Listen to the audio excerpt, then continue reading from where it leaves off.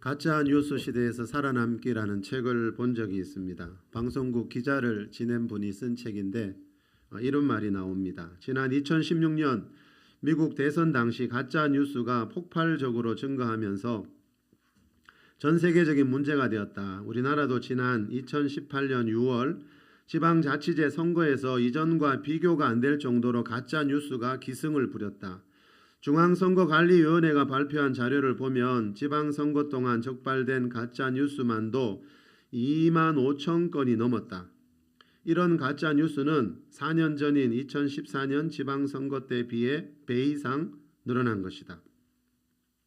2018년 지방선거 때 가짜 뉴스 적발된 것이 2만 5천 건을 넘었다면 다음 지방선거가 6월 1일에 있거든요. 이번에는 가짜 뉴스가 몇 건이나 나올 것 같습니까? 가짜 뉴스가 있다는 말은 분명히 그 가짜 뉴스에 속는 사람들이 있다는 뜻이겠죠. 가짜 뉴스 시대를 우리는 지금 살아가고 있는데요. 그렇다면 우리는 지금 얼마나 가짜 뉴스를 분별하면서 살아가고 있을까 이런 생각이 들었습니다. 이 책에 보면 한국언론진흥재단이 가짜 뉴스 2건과 진짜 뉴스 4건을 일반인들에게 보여주면서 진위 여부를 가리는 실험을 해봤더니 정확하게 구별해낸 사람은 1.8%에 불과했습니다. 자, 이 말은 거의 대부분의 사람들이 가짜 뉴스에 속고 있다는 겁니다. 그래서 이분이 책을 쓰면서 제목을 가짜 뉴스 시대에서 살아남기 이렇게 정했습니다.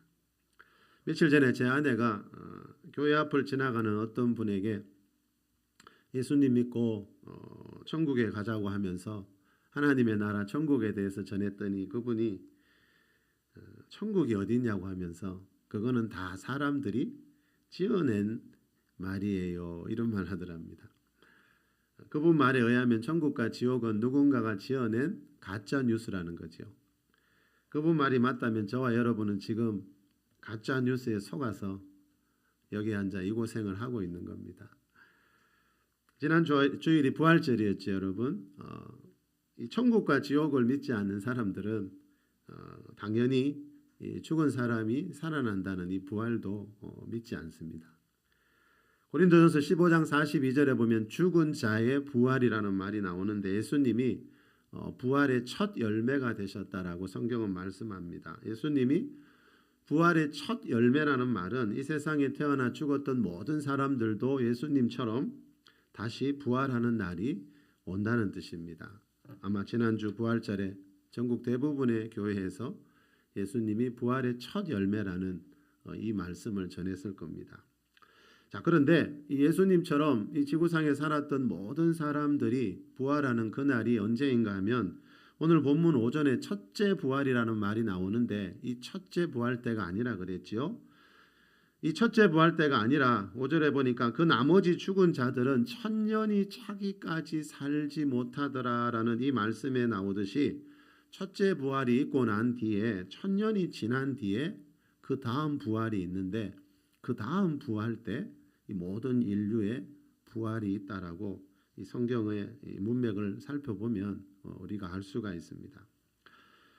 오늘 본문 조금 뒤인 계시록 20장 11절에 보면 흰 보좌에 앉아서 계신 하나님의 모습이 보이면서 모든 육체가 부활하는 모습이 나오는데요. 이 부활과 함께 심판이 있기 때문에 이때를 백보자 심판이라 이렇게 부르고 있습니다. 이때가 되면 인류 역사 가운데 살았던 또 살다가 태어나서 죽었던 모든 사람들이 예수님처럼 부활해서 천국과 지옥의 심판을 받는 모습이 나오고 있습니다. 예수님이 요한복음 5장 29절에서 선한 일을 행한 자는 생명의 부활로 악한 일을 행한 자는 심판의 부활로 나오리라 그랬죠. 자, 부활은 생명의 부활이 있고 심판의 부활이 있습니다. 영원한 생명을 누리기 위해서 부활하는 사람이 있고 영원한 심판을 받기 위해서 부활하는 사람들이 있다라고 하셨는데 그 말씀이 바로 계시록 20장 11절 이하에 나오는 백보자 심판 때를 보고 예수님이 하신 말씀입니다. 자, 여기서 말하는 생명의 부활, 늘 말씀드렸지만 누가복음 16장에 보니까 거지 나사로와 어떤 부자가 죽어서 이제 다음 세상에 가는 이야기가 나오지요. 그 누가복음 16장의 거지 나사로처럼 그 아브라함의 품인 낙원에 들어가 있는 영혼들이 있지요. 자, 그 영혼들도 이 백보자 심판 때, 그죠? 예수님처럼 부활한 몸과 하나 되어서 천국에 들어가서 영원한 생명을 누리는 것을 보고 생명의 부활이라고 말씀하고 있고요. 심판의 부활은 누가복음 16장에 나오는 그 어떤 부자처럼 음부에서 고통 중에 있는 음부에 있는 영혼이 부활한 자기 몸과 하나 되어 영원한 심판에 들어가는 것을 보고 예수님이 요한복음 5장에서 심판의 부활이다 이렇게 말씀하고 있습니다. 자, 이것이 바로 우리 사도신경 좀 전에 고백했지요. 사도신경 맨 마지막에 나오는 몸의 부활과 영생을 믿습니다 하는 것이 바로 이것에 대한 말씀입니다. 우리가 지금 하나님을 예배하고 있는 이유가 뭡니까, 여러분? 이 세상이 전부라면 우리가 이 자리에 나와 있을 필요가 없겠지요. 우리가 지금 성삼위 하나님을 예배하고 있는 이유는 이 사도신경의 고백처럼 몸의 부활과 영생이 있기 때문인 줄 믿습니다. 자, 설교 전에 우리가 영상을 하나 봤는데요. 저 제목이 예수의 부활은 역사적 부활인가? 자, 이 예수님의 부활이 정말 역사 가운데 있었던 역사적 사실인가? 그거를 말씀하고 있는 영상을 봤습니다. 자, 여러분, 예수님의 부활이 역사적인 사실이 아니고 가짜 뉴스라면 고린도전서 15장 19절에서 말씀하는 대로 우리는 그죠? 이 세상 모든 사람 가운데 가장 불쌍한 자라고 사도 바울이 말씀했죠. 그러나 예수님의 부활이 역사적인 사실이요, 또 예수님이 부활하셨다는 분명한 증거들이 무엇인지 알고 있다면 그런 사람은 세상 어떤 사람보다도 더 행복한 사람일 것입니다. 고린도전서 15장 3, 4절에 보면 이 성경 66권을 요약해 놓은 그 말씀이 있다 그랬죠. 단 두 절로 요약해 놨습니다. 그리스도께서 우리 죄를 위하여 죽으시고 장사 지낸 바 되셨다가 성경대로 사흘 만에 다시 살아나사, 하나님의 아들 예수 그리스도께서 이 세상에 오신 이유는 우리 죄를 위하여라고 분명히 말씀합니다. 자, 이 죄라는 문제 성경이 늘 다루고 있는 주제입니다. 그렇죠? 창세기 3장에 보니까 하나님이 창조한 최초의 사람 아담과 하와가 처음에는 그러지 않았는데 어느 날 하나님을 거역하면서 죄를 짓는 모습이 나옵니다. 그렇죠? 사람은 하나님이 창조한 피조물이기 때문에 원숭이에서 진화돼서 지금의 이 모습이 된 것이 아니라 성경은 이 세상 만물을 창조하신 하나님이 창조한 하나님의 형상대로 지음받은 피조물이라고 말씀하고 있습니다. 이 말은 뭔가 하면 우리가 하나님의 형상을 닮았다는 말은 하나님과 교제할 수 있고 하나님 본받을 수 있고 하나님의 음성을 들을 수 있는 그런 존재라는 거죠. 다시 말하면 사람은 하나님의 형상대로 지음받았기 때문에 하나님과 동행하면서 하나님 말씀을 따라서 살 때 가장 이상적인 삶을 살 수가 있다라는 겁니다. 자, 아담과 하와가 여러분 죄가 뭔지 모를 때는 그 에덴 동산 안에서 천국과 같은 가장 그죠? 완벽한 삶을 살았지만 죄를 지은 이후에 그 죄의 결과, 죄의 삭신, 가난, 질병, 죽음 이런 것들이 찾아오는 바람에 그때부터 인생이 완전히 이 세상이 달라지기 시작했다라고 성경은 말씀하고 있습니다. 자, 죄가 있는 곳에는 반드시 가난과 질병과 죽음이라는 저주가 따라온다라고 성경은 말씀합니다. 자, 하나님의 아들이신 예수 그리스도께서 천국을 떠나 우리처럼 사람의 모양을 하고 이 세상에 오신 이유는 죄와 이 죄의 결과들로 인해서 고통 속에 살아가고 있는 우리를 구원해 주기 위해서, 궁극적으로는 영원한 멸망의 길로 가고 있는 인류를 구원하기 위해서라고 말씀합니다. 디모데전서 2장 4절에 보면은요, 하나님은 모든 사람이 구원받기를 원하신다는 말씀이 있습니다. 하나님은 어떤 특별한 사람만이 아니고요, 이 세상 모든 사람, 왜 그렇지요? 하나님의 형상대로 지음받은 이 세상 모든 사람들을 구원하고 싶어해요. 어떤 사람 태어나기 전부터 구원하려고 작정하셨고, 어떤 사람은 태어나기 전부터 지옥 보내려고 작정하신 게 아니고요, 아직도 그런 말씀을 많이 하는 분들이 있는데 디모데전서 2장 4절에 보면 분명히 나옵니다. 사도 바울이 성령의 감동을 받아서 이 말씀을 했지요. 하나님은 모든 사람이 구원받기를 원한다. 하나님이 왜 모든 사람을 구원받기를 원하시는가 하면은요, 이 세상 모든 사람 속에는 다 하나님의 형상이 있기 때문이에요. 원숭이의 형상이 아니고요.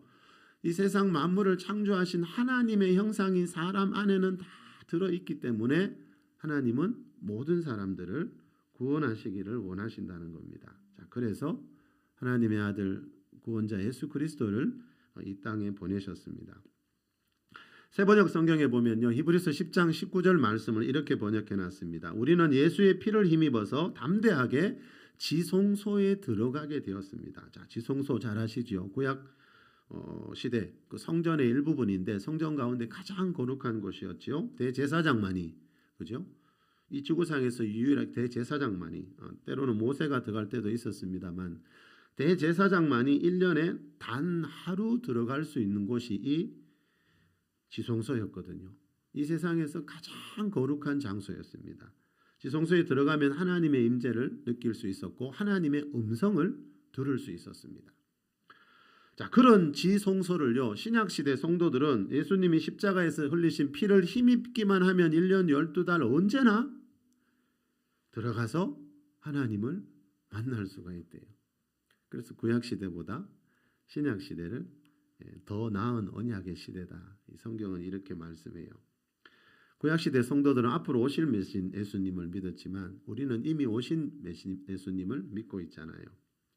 자, 그래서 여러분, 예수님이 십자가에서 흘리신 보혈을 힘입으면 누구나 그 구약시대 대사장처럼 지성소 앞에까지 가서 하나님의 임재를 경험하고 하나님을 만나고 하나님의 음성을 들을 수 있기 때문에 제가 늘 보혈 기도를 강조했고 하나님 앞에 나올 때마다 보혈 기도를 꼭 먼저 하라는 말씀을 드렸습니다. 우리가 아무리 많은 예배를 드려도 하나님이 받지 않으시면 그 예배는 의미가 없지요. 그렇죠? 구약에 보니까 하나님이 받지 않으시는 예배가 훨씬 더 많지요. 무수한 제물을 바쳤는데 하나님은 그 무수한 제물이 나와 무슨 상관이 있냐고.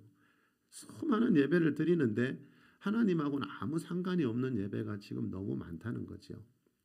자, 그래서 반드시 하나님께 예배할 때는 예수의 피를 힘입어야 그 하나님의 임재가 있는 지성소까지 가서 하나님을 만날 수 있다는 거죠. 하나님 여러분 만나기 싶어서 우리가 하나님을 예배하잖아요. 그렇죠? 하나님을 알고 싶어서 하나님을 예배하잖아요. 그러기 위해서는 지성소까지 가야 되고 지성소 예배자가 되어야 되고 지성소 예배자가 되기 위해서 가장 중요한 것은 물론 내가 지난주에 어떻게 살았는가, 어떤 삶을 살았는가 이것도 중요하지요. 아벨과 그 제물 받으셨지요. 아벨의 삶을 받으시지요. 그런데 그 우리의 삶이 연락되기 전에 먼저 뭐가 필요한가 하면 예수님이 우리 죄를 위해 십자가에서 흘리신 그 보혈을 힘입어야 우리의 삶도 제물도 모든 것들이 하나님께 연락이 될 수 있거든요. 그래서 보혈 기도가 중요한 겁니다. 성경 66권은 예수님이 십자가에서 흘리신 보혈과 그 예수님의 그 부활에 대한 책입니다. 그렇죠? 성경은 사망 권세 깨뜨리시고 부활해서 무덤에서 부활하신 그 예수님이 그리고 또 세상 끝에 다시 오셔서 이 죄로 가득 찬 이 세상을 심판하실 것이다라고 말씀하고 있습니다. 그런데 교회 다니는 분들을 대상으로 몇 년 전에 설문조사해 보니까 이 요한계시록에서 또 성경 곳곳에서 말하고 있는 이 세상 종말에 대한 예언의 말씀을 믿지 않는다고 하는 분들이 한 40% 정도나 되더라고요. 그만큼 이 세상 종말은 믿기 어려운 이야기라는 거죠. 그렇지만 여러분 하나님 말씀을 믿지 않는다는 것은 결국 하나님 믿지 않는 것과 똑같거든요. 그렇죠? 이 세상 종말이 반드시 있을 것이라는 증거를 하나님이 우리에게 이미 보여주셨습니다. 그게 뭔가 하면 여러분, 자 2000년 전에 처음 오신 예수님이 세상 끝에 다시 오실 것이다. 그때가 되면 이 세상이 죄로 인해 멸망하고 베드로후서 3장에 나오듯이 이사야서 65장에 나오듯이 하나님이 새하늘 새 땅을 죄가 없는 새하늘 새 땅을 창조하실 것이라는 이 말씀이 있는데 이 말씀이 정말로 앞으로 이루어질 것이라는 증거로 우리에게 이미 보여주신 게 있는데 그게 뭔가 하면 예수님의 부활이라고 사도 바울이 사도행전 17장에 보면 아덴이라는 곳에서 설교할 때 이 이야기를 한 적이 있습니다. 우리 잠깐 보고 지나갑시다. 사도행전 17장 31절 2절입니다. 시작. 이는 정하신 사람으로 하여금 천하를 공의로 심판할 날을 작정하시고 이에 그를 죽은 자 가운데서 다시 살리신 것으로 모든 사람에게 믿을 만한 증거를 주셨음이니라 하니라. 그들이 죽은 자의 부활을 듣고 어떤 사람은 조롱도 하고 어떤 사람은 이 말에 대하여 내 말을 다시 듣겠다 하니. 자, 32절에 부활이란 죽은 자의 부활이라는 말이 얘기도 나옵니다. 그렇죠? 자, 바울은 어디 가든지 예수님의 십자가와 부활을 전했습니다. 십자가와 부활이 없는 설교는 있을 수가 없고요. 예수님의 십자가, 성경에서 말하는 이 성경 66권의 핵심은 예수님의 십자가와 부활이기 때문에 복음을 전할 때, 설교할 때 항상 이 십자가와 부활이 있어야 한다는 거죠. 자, 지금 사도 바울이 지금 어디에 있냐면은요, 이 당시에 철학과 종교의 도시라고 했던 아덴이라는 곳에서 예수님의 부활을 전하고 있습니다. 아덴은 지금 그리스의 수도 아테네를 말하는데요. 여러분 유명한 철학자들 우리 소크라테스, 플라톤, 아리스토텔레스 우리 학교 다닐 때 많이 들어봤죠. 이 사람들의 고향이 다 그 아덴입니다. 다시 말하면 이렇게 유명한 철학자들이 태어나서 자란 곳이기 때문에 이곳은 이 철학의 도시라는 거죠. 그리고 요 말씀 조금 앞에 23절에 보면 당시 아덴에는요 알지 못하는 신에게라고 새긴 단이 있을 정도로 알지도 못하는 신들까지 섬길 정도로 수많은 신들을 섬기던 종교의 도시였습니다. 자, 이런 철학과 종교의 도시에 가서 사도 바울이 뭐합니까? 예수님의 십자가와 죽은 자의 부활을 전했더니 32절 보여주실래요? 어떤 사람들은 조롱도 하고, 자, 어떤 사람들은 이 일에 대하여 당신의 말을 다시 듣고 싶다라고 하는 사람이 있었습니다. 그리고 요 다음 구절에 보면 이 몇 사람이 이 말씀을 믿었다라고 기록되어 있습니다. 자, 여러분 아덴 같은 그런 도시가 그랬다면 우리가 살고 있는 이 도시도 마찬가지라는 거죠. 무슨 말인가 하면 우리가 천국과 지옥을 전하고 예수님의 부활, 십자가의 부활, 죽은 자의 부활을 전하면 자, 그런 거는 사람이 만든 거라고 하면서 조롱하거나 비웃거나 그런 사람도 있지만 이 일에 대해 이 문제에 대해 다시 한번 듣고 싶다라고 하는 사람이 있다는 거죠. 그래서 다시 듣다가 저와 여러분처럼 하나님을 믿게 되고 하나님을 만나게 되는 그런 일들이 어느 도시에서나 일어나게 된다는 겁니다. 방금 31절에 보니까 이는 정하신 사람으로 하여금 천하를 공의로 심판할 날을 작정해 놓으시고 라는 말씀. 정하신 사람은 하나님이 이 세상 천하를 공의로 하나님의 공의로 심판하시려고 보낸 예수님을 말합니다. 자, 성경에 예언되어 있듯이 하나님은 예수님이 재림하시는 날 이 죄로 가득한 이 세상을 심판하시기로 이미 작정해 놓으셨어요. 자, 믿을 만한 증거라는 말이 그 밑에 나왔지요. 자, 이것을 믿을 만한 증거로 이 심판에 대한 말씀이 반드시 이루어지게 된다는 믿을 만한 증거를 이미 우리에게 주셨는데 그게 뭔가 하면 예수님의 죽은 자의 부활이라는 거예요. 그를 죽은 자 가운데서 다시 살리신 것으로 모든 사람에게 믿을 만한 증거를 주셨느니라. 자, 이 말은 예수님이 죽은 자 가운데서 살아나신 그 부활이 바로 증거라는 거예요. 예수님의 부활은 예수님의 재림 때 이 세상이 멸망하게 된다라는 분명한 증거라고 이 사도 바울은 말씀하고 있습니다. 다시 말하면 우리는 예수님의 부활을 보면서요. 성경에서 말하고 있는 천국과 지옥이 있고 예수님의 재림 때 이 세상이 죄로 인해 멸망하게 될 것을 우리는 알 수 있다는 거죠. 그래서 사도들은 이 세상에 있는 것들을 사랑하지 말라고요. 이 세상을 사랑하게 되면요. 세상이 멸망할 때 그 멸망하는 세상 속에 세상과 함께 멸망하게 됩니다. 그래서 사도들은 이 세상에는 어떠한 것도 사랑하지 말라고. 이 세상이 전부가 아니고 우리는 하나님의 형상대로 지음받은 존재이기 때문에 하나님처럼 영원히 살 수 있는 존재라고. 우리 몸은 땅의 흙에서 왔기 때문에 흙으로 돌아가지만, 그죠?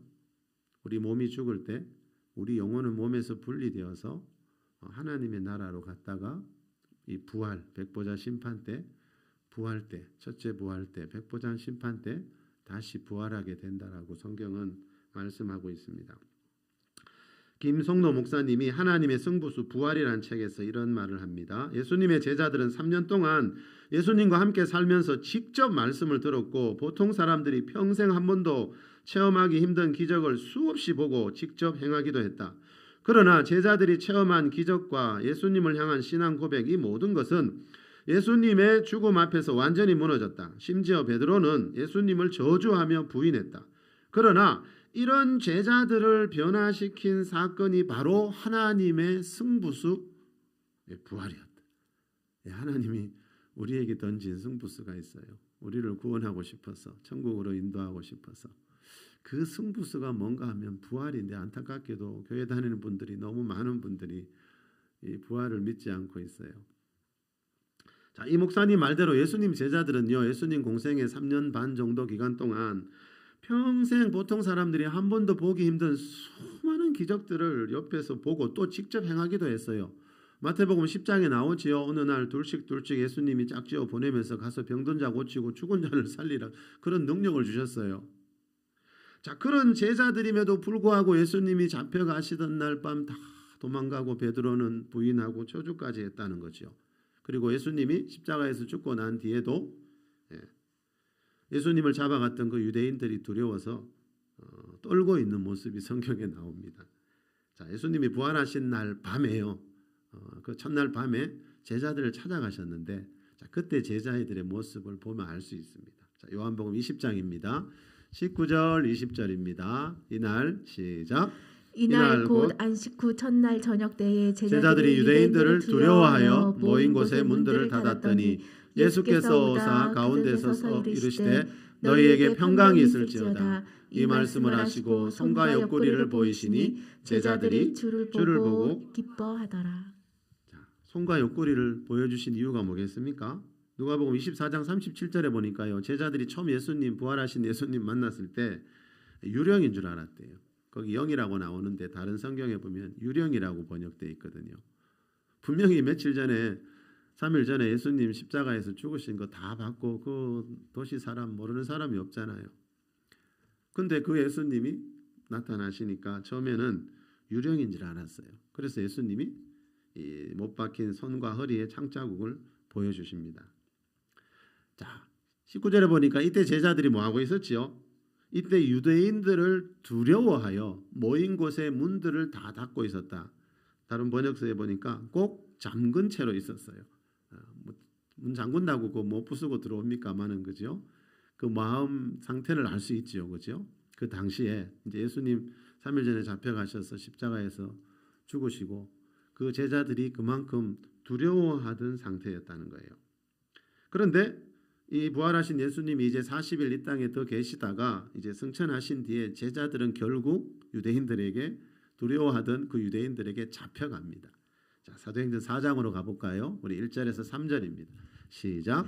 사도들이 백성에게 말할 때 제사장들과 성전 맡은 자와 사두개인들이 이르러 예수 안에 죽은 자의 부활이 있다고 백성을 가르치고 전함을 싫어하여 그들을 잡음에 날이 이미 저물었으므로 이튿날까지 가두었으나. 자, 감옥에 갇혔습니다. 그렇죠? 뭐 하다고요?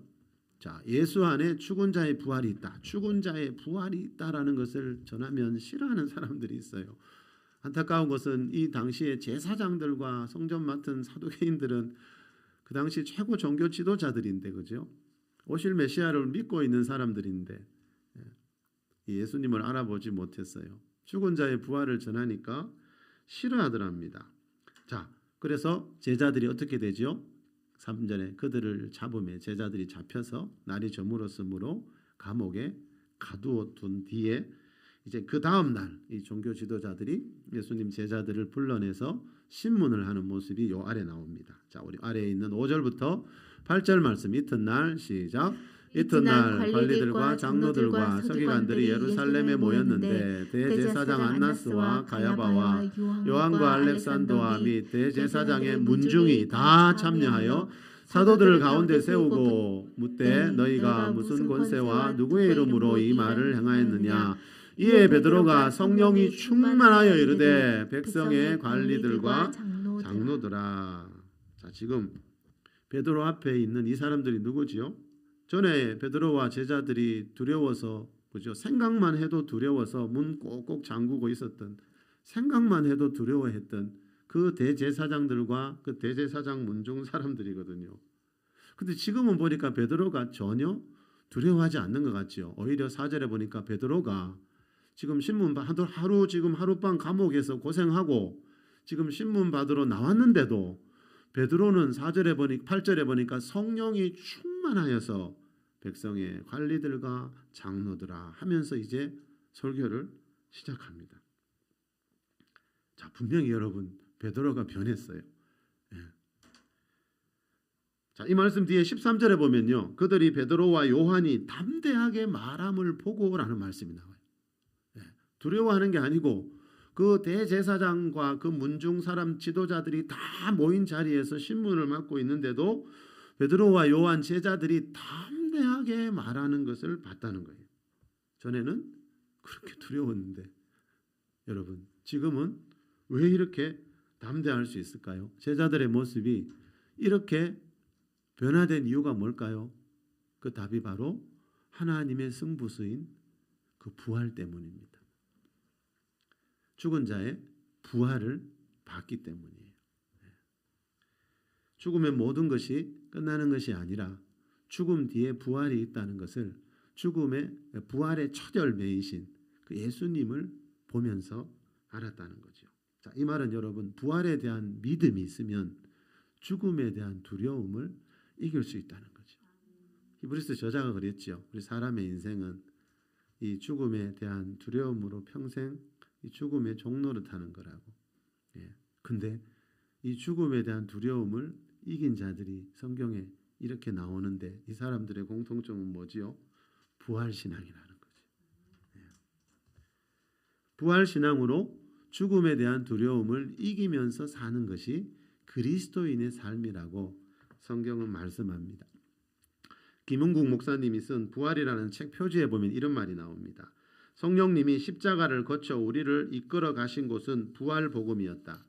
부활 신앙이 있기에 이제 우리는 두려운 것도 무서운 것도 없다. 자, 십자가를 지나서 여러분 우리의 신앙이 부활 신앙으로까지 가야 하고요. 그 부활 신앙을 가질 때 무슨 일이 있는가 하면 이 예수님 제자들처럼 두려워하던 사람들을 두려워하지 않게 되고 결국 죽음을 초월하는 그런 삶을 살게 된다는 겁니다.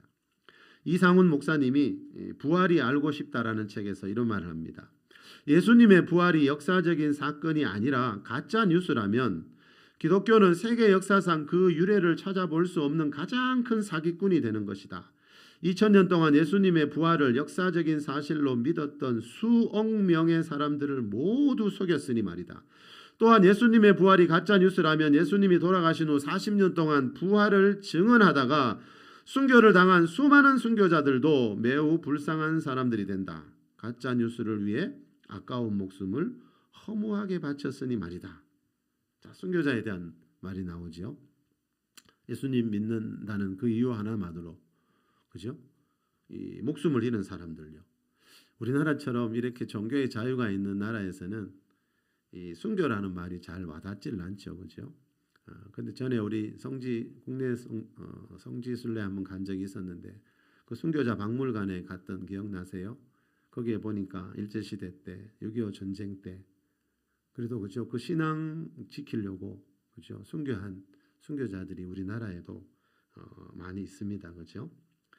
자, 그런데 여러분 지금 이 순간에도요, 우리는 이렇게 자유롭게 예배하지만 우리는 이렇게 예배해도 누가 잡아가거나 죽이지 않지만 하나님을 예배한다는 예수님 믿는다는 그 이유만으로요 생명까지 잃는 일들이 지금도 많이 일어나고 있습니다.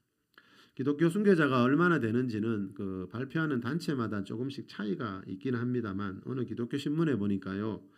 기독교 순교자의 수 약 7천만 명이라는 기사가 난 적이 있어요. 지난 2000년 역사 가운데 예수님 십자가 부활 이후에 이 예수님의 십자가와 부활 이거 믿는다는 이유 하나만으로 생명을 잃은 사람이 7천만 명 정도가 된다는 거예요.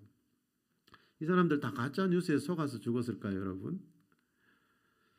세계 2차 대전 때 나치 독일에 의해서 기독교인 100만 명이 살해당했고요. 1970년대 한 10년 남짓한 기간에 우간다라는 나라에서는요. 30만 명의 기독교인들이 순교를 당했습니다. 자, 지금도 최소한 매년요. 10,000명에서 10만 명 정도의 그리스도인들이 지금도 매년요. 이 신앙 때문에 예수님 믿는 것 때문에 순교를 당하고 있다라고 많은 단체에서 말하고 있고요. 자, 지난 역사 가운데 7천만 명의 순교자들이 있었다라고 말합니다. 자, 이 순교자들 대부분은 여러분 기독교 신앙을 버리기만 하면은요 살 수 있는 기회가 있지만 이 땅에서 더 살기 위해서 신앙을 버리는 게 아니고요 오히려 죽음의 길을 스스로 선택한 사람들이 많습니다.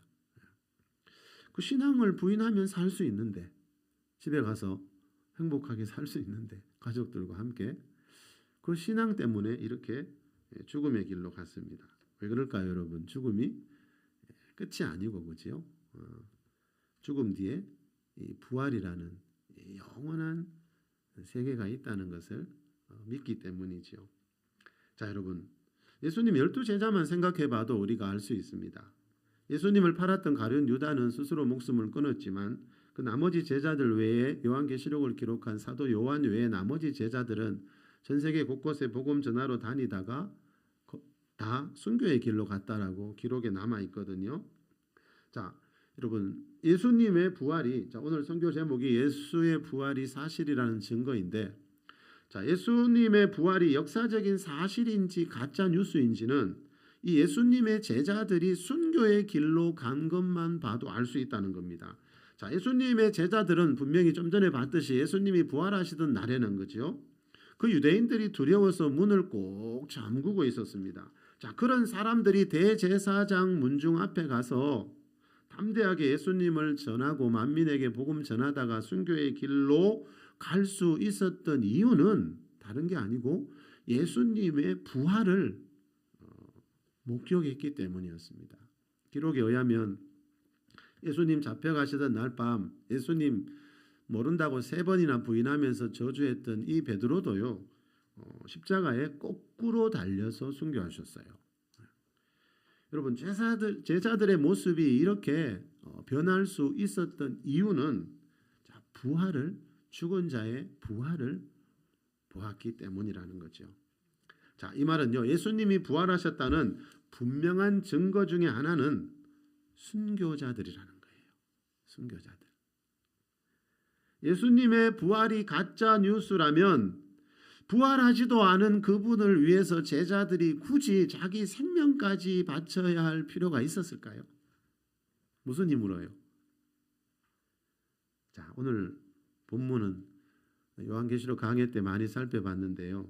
순교자에 대한 말씀입니다. 본문 5절에 첫째 부활이라는 말이 나오지요. 자, 6절에 나오듯이 이 첫째 부활에 참여하는 이 첫째 부활자들은 복이 있는 자다. 자, 계시록에 복이라는 말이 7번 나오는데 성경에 나오는 수많은 복 중에서도 가장 중요한 최고로 중요한 복을 이야기하고 있다 그랬죠. 자, 지난 주일 오후 예배 시간에 제가 부활의 순서라는 제목으로 말씀을 전하면서 이 지구상에 태어나 살다가 죽었던 모든 사람들이 부활의 첫 열매이신 예수님처럼 부활하는 날이 오는데 그런데 순서가 있다 말씀드렸죠. 먼저 부활하는 자들이 있고 그 다음에 부활장인 고린도서 15장에 나오는 말씀 우리가 살펴봤죠. 자, 거기 보니까 고린도서 15장 24절에 나오는 그 부활의 첫 열매이신 그리스도 예수님 다음에 부활하는 자들이 있고 그 후에 마지막으로 부활하는 자들이 있다. 그 후에 마지막으로 자, 이런 말이 나오죠. 자, 다시 말하면 예수님이 부활하신 뒤에, 부활의 첫 열매이신 예수님의 부활 뒤에 이 지구상에 살았던 모든 사람들은 먼저 부활하는 첫째 부활자들이 있고 그 다음 마지막에 부활하는 부활자들이 있다는 겁니다. 자, 예수님의 부활 다음에 부활하는, 즉 사람 중에 첫 번째로 부활하는, 오늘 본문에서 말하는 이 첫째 부활자들을 데살로니가전서 4장 16절에서는 사도 바울이 어떻게 표현했지요? 그리스도께서 강림하실 때 먼저 일어나는 자들이다라고 표현하고 있습니다. 먼저라는 말은 첫 번째라는 뜻이지요. 자, 예수님 강림하실 때 먼저 일어나는 이 첫째 부활자들 외에 5절에 보니까 그 나머지 죽은 자들은 천년이 차기까지 살지 못하더라. 이 말은 이 첫째 부활자들이 부활하고 천년 뒤에 또 다른 부활이 11절 이하에 나오는 백보자 심판 때 있다라고 말씀하고 있습니다. 제가 늘 말씀드리죠, 여러분. 이 20장이 아주 중요한 말씀. 이제 성경이 이 20장 뒤에 21장, 22장 남은 2장은 천국과 지옥에 대한 말씀밖에 없잖아요, 여러분. 그래서 이 예수님 재림장이 19장이고 이 19장, 20장이 아주 우리 인류 역사 가운데 있게 될, 또 우리 인생 가운데 언젠가 경험하게 될 저와 여러분의 미래가 이 19장에서 20장, 22장 안에 다 들어있다 그랬죠. 싫든 좋든 사람은요, 이 세상에 태어났으면 이 19장과 22장에서 말하는 이 길로 가게 되어 있습니다. 그래서 내 인생이 지금 어디로 가는지 알고 싶다면 예수님이 요한복음, 마태복음 24장에서 말씀했죠. 제자들에게 세상 끝에 일어날 징조에 대해 말씀하실 때 보라 내가 너희에게 미리 말하였노라. 자, 성경은 미리 말해줍니다. 우리가 죽고 나면 어떻게 되는가? 이 세상이 나중에 어떻게 되는가? 왜요? 준비하고 대비하고 있으라고요. 자, 미리 말씀해 주는 것은 알고 있으라는 거죠. 그죠? 자, 이 첫째 부활자들, 자, 첫째 부활이란 말은 그 다음에 부활이 있다는 뜻이잖아요. 그죠? 자, 첫째 부활자 외에 나머지 죽은 자들은 천년이 차기까지 살지 못하더라, 부활하지 못하더라. 이 말은 첫째 부활자 외에 다른 사람들은 이 첫째 부활이 있고 천년 뒤에, 즉 첫째 부활자들이 들어가는 그 천년왕국에서의 삶이 끝난 뒤에 부활하게 된다라는 뜻입니다. 자, 이 첫째 부활자들은요, 베드로후서 3장에 나오듯이 예수님 재림하실 때 이 세상이 불로 멸망하게 되면 그 새하늘 새 땅 천년왕국에서 6절에 나오는 표현대로 천년 동안 그리스도와 함께 왕노릇할 자들이기 때문에 먼저 첫 번째로 부활하게 됩니다. 그런데 이 4절에 보면 이 첫 번째 부활하는 첫째 부활자들은 전부 다 순교자들입니다. 우리 4절 한번 읽어볼까요? 우리 4절 시작. 또 내가 보좌들을 보니 거기에 앉아있는 자들이 있어 심판하는 권세를 받았더라. 또 내가 보니 예수를 증언함과 하나님의 말씀 때문에 목배임을 당한 자들의 영혼들과 또 짐승과 그의 우상에게 경배하지 아니하고 그들의 이마와 손에 그의 표를 받지 아니한 자들이 살아서 그리스도와 더불어 천년 동안 살아서라는 말은 죽었던 사람들이 예수님처럼 부활해서라는 뜻이죠. 그렇죠? 이 부활은 언제예요? 계시록 바로 앞장에 19장에 예수님이 재림하시는 모습 나오지요. 자, 예수님 재림하실 때 먼저 첫 번째 부활하는 사람들은 요 순교자들입니다. 그리고 나머지 사람들은 그죠? 믿던 사람이든지 안 믿던 사람들인지 11절 이하에 나오는 백보자 심판 때 다 부활하게 됩니다. 그런데 이 순교자들이 두 종류가 있죠, 여러분. 이 두 종류의 사람들이 지금 살아나고 있죠. 첫 번째 사람은 누구지요? 거기 보니까 예수를 증언함과 하나님 말씀 때문에 목배임을 당했다는 말은 신앙 때문에 죽었다는 뜻이죠. 순교했다는 뜻이죠, 그렇죠? 자, 그런데 이 사람들은 언제 사람들인지 시기가 안 나오는데 그 뒤에 나오는 말씀을 보면 알 수 있죠. 자, 이 목배임을 당한 자들의 영혼들이 살아서로 연결되지요, 그죠? 이 말은 뭐지요? 낙원에 지금 여러분 그 누가복음 16장에 나오는 그 거지는 지금 아브라함의 품인 낙원에 있지요. 예수님이 십자가에서 죽어가실 때 우편 강도에게 네가 오늘 나와 함께 낙원에 있으리라 그랬죠, 그죠? 그 말은 누가복음 16장에서 말하는 그 아브라함의 품이 바로 예수님이 말씀하신 낙원이라는 거죠. 그 낙원에는 어떤 상태로 가지요? 그 부자의 몸이 죽어서 장사되었다 그랬죠. 그 거지도 죽고 난 뒤에 몸은 묻혔다 그랬죠. 다시 말하면 우리 죽을 때 우리 몸 안에 있던 영혼이 하나님으로부터 온 영혼은 하나님처럼 영원히 살기 때문에 죽어 있지 않거든요. 죽지 않거든요. 그래서 우리 몸이 죽을 때 우리 몸 안에 있는 내 영혼이 분리되어서 그 낙원과 음부로 가게 됩니다. 근데 이 사람들이 언제, 그 중에 순교자들이 언제 살아난다고요? 예수님 부활하실 때 이 순교자들이 먼저 부활하게 됩니다. 그럼 어떻게 될까요? 예수님 생각해 보면 알죠, 여러분. 예수님처럼 그 낙원에 있던 자기 영혼과 죽은 몸이 하나 되어서 부활의 몸을 입고 이 천년 왕국에 들어가게 되는 거죠. 자, 또 그랬죠. 그 중간에 보니까 이 목배임 당한 자들의 영혼들과 또 짐승과 그의 우상에게 경배하지 아니하고 그들의 이마와 손에 그의 표를 받지 아니한 자들이 살아서, 자, 이 두 번째 살아난 사람들이 누구라 그랬죠? 짐승과 그의 우상에게 경배하지 아니하고 그들의 이마와 손에 표 받지 않은 자들이 살았다는 말은 이 표 받지 않으려고 하다가 죽은 자들, 이 표 받지 않으려고 하다가 순교한 그 성도들이 살아나서, 자, 이 사람들 우리 계시록 13장에서 봤죠. 예수님 재림 전에 7년 대환란 때 이제 이 짐승의 표가 여러분 이제 이 세상 모든 경제를 지배하게 된다 그랬죠. 매매하는 수단이라고 분명히 나오죠. 가르쳐 주죠, 여러분. 그죠? 예수님은 미리 가르쳐 주시는 분입니다. 매매하는 수단이라고. 그 짐승의 표 없이는 매매를 못하고 살아갈 수 없는 시대가 온다라고 분명히 말씀합니다.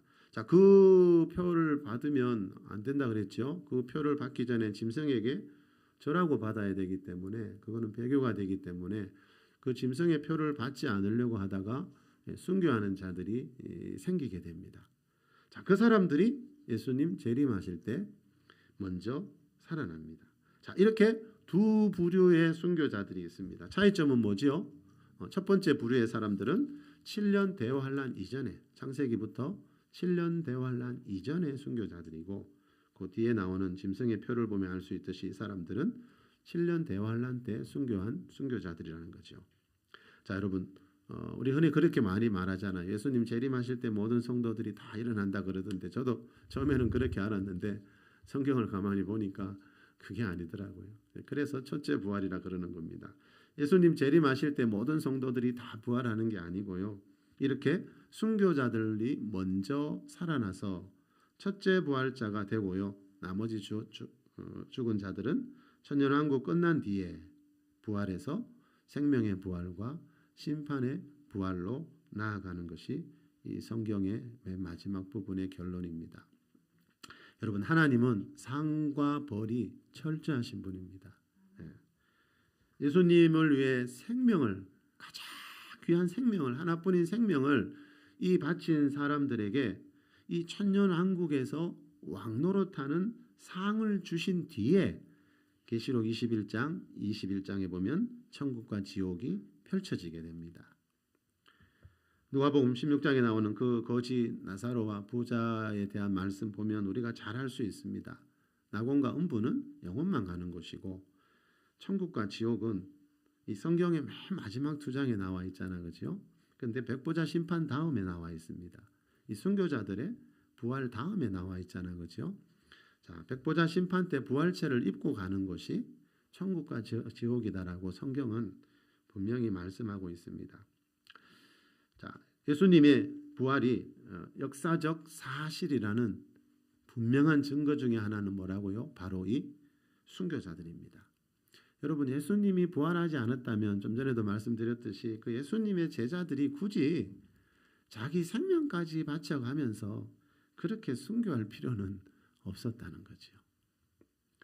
12제자만이 아니라 지난 2000년 교회 역사 가운데 7천만 명의 순교자가 있었다 하는데, 여러분, 그 순교자 한 사람 한 사람은요, 예수님의 부활이 역사적 사실이라는 증거 중에 증거입니다. 우리 설교 전에 동영상 하나 봤는데 그 맨 마지막에 나온 문구 기억나세요? 이제 여러분이 부활한 예수를 만날 차례입니다라는 말이 마지막에 나왔죠.